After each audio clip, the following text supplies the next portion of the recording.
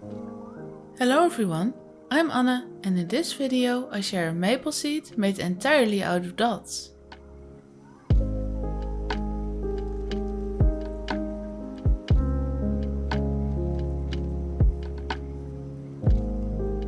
The other day I was cleaning up a portion of my studio and I came across this old drawing of a maple seed. If you've seen my older videos from my early YouTube days, you probably know that I did a lot of stippling back then. I had planned on making this into a small series after I stippled a pine cone for my new home studio upstairs. But stippling can become a bit tedious after a while because it's a very slow process. I shoved the drawing aside with the intention to work on it in between other projects, but I never got around to get back to it. When I saw this drawing again the other day, I was determined to actually finish it.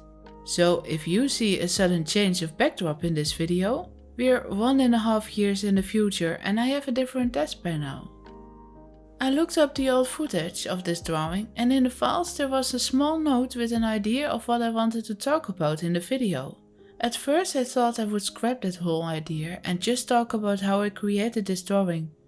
But then I thought maybe it's a good idea to bring it up because it might be relevant for some people out there. I was trying to learn pen and ink techniques back then. Whatever I tried, it was never good enough. All my strokes just looked weird and this medium had a huge learning curve for me. It still does, but I love the look of pen and ink, so I keep on trying to improve my work. The only pen and ink technique that worked for me at that time was stippling. It just comes natural to me. I can be a bit of a perfectionist sometimes and stippling comes with a huge control of shading. And that just worked for me every single time. But stippling also had a little side effect. And that's where it gets a bit more serious. But I do want to talk about it for a minute.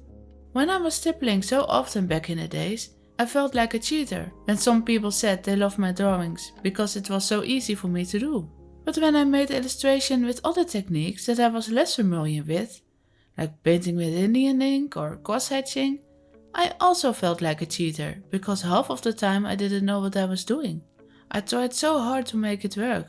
Sometimes it did work. And then, when people say they like it, I often thought I wasn't worthy enough to accept the compliments because one day they will find out that I'm an imposter. That's also known as the imposter syndrome. If you suffer from it, you're afraid that people someday find out that you're not real and that you cannot live up to the quality standards they have of you. If you recognize yourself in this situation, cheer up, you're not alone. I can say this, you're not an imposter. Next time when you feel that way, think about this. You tried it, you took the step, picked up the pen and you did it. You worked on it for hours and hours. And not everyone can say that. There are lots of people who think they can't do it, so they don't even try. But you did it. And even if it was easy, that doesn't mean that you've cheated. There's basically not really such a thing as cheating in art. Also, you can't decide for others what they like or not. Besides that, making art is supposed to be fun, so don't let negative feelings stand in the way of creating. At this moment in time, I still often think I can't do this, and I'm afraid to try out new things. But I do try out new things, and although I don't always like what I've created, I now believe people when they say that they like my art. I still feel like an imposter, sometimes.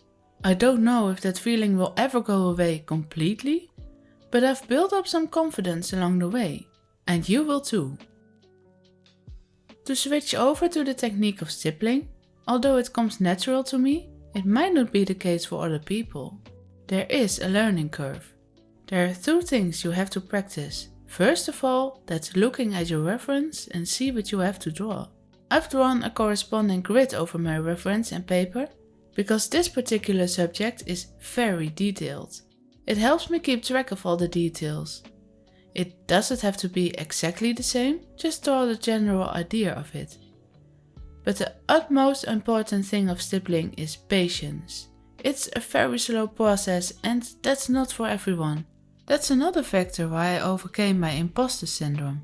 Because that it's easy for me doesn't mean that it's easy for everyone. I still need the patience to complete a neat end result and not getting sloppy along the line. So if I think about it in that way, it's not as easy as I thought after all. To be honest, that's why all my stippling drawings are so small, and that's why I also stopped doing it.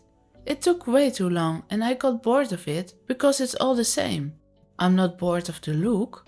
I love those drawings. They all have a certain wow factor for me, but I wanted to improve my cross-hatching, and I discovered painting and pyrography and engraving. I'm way too interested in other things to stick to one thing only. So is there still going to be a whole series of these stipple drawings as I intended initially? Probably not.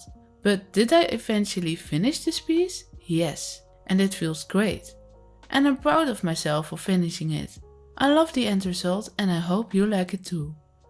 Let me know what you think in the comments down below. I leave you with the rest of the time-lapse for now. And remember, you're not an imposter, you're an artist. Have a nice day, until next time.